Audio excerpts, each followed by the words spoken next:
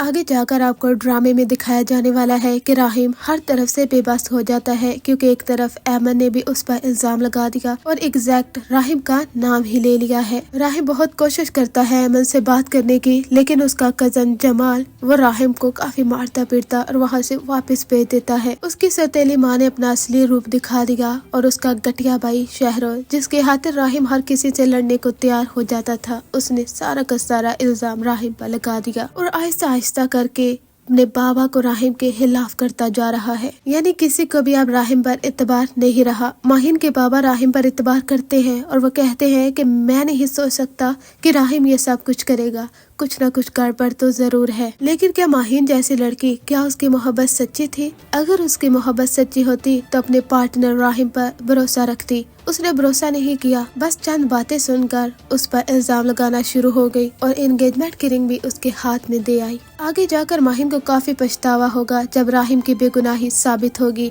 आपको दिखाया जाता है कि पुलिस राहिम को अरेस्ट करने के लिए आ जाती है। वहाँ पर राहिम सब लोगों के सामने हथकड़ी पहनता है और अपने हाथों को इस तरह से बुलंद करता है कि किस तरह से मेरे अपनों ने मेरा साथ छोड़ दिया और जो असल कल्प्रिट है उस पर इल्जाम लगाने के बजाय एक बेगुनाह पर सब लोगों ने इल्जाम लगाया है, लेकिन मेरी बेगुनाही एक दिन साबित होकर रहेगी। अब पुलिस उसे अरेस्ट करके लेकर चली जाती है। ड्रामे में एक और ट्विस्ट तो आपको उस वक्त दिखाया जाता है जब ऐमन, जो कि मुकम्मल तौर पर सेहतयाब हो ही जाती है, तो आफिया बेगम उसे नहीं छोड़ती। या फिर हो सकता है कि माहिन और उसके बाबा वो ऐमन को अरेस्ट करवा दे, लेकिन पुलिस ऐमन को अरेस्ट करने के लिए आ जाती है। इस तरह ऐमन भी जेल में बंद हो जाती है और एक तरफ राहिम भी। राहिम कहता है कि मैं एक बार ऐमन से मिलना चाहता हूँ, क्या आप लोग मेरी उससे मुलाकात करवा सकते हैं?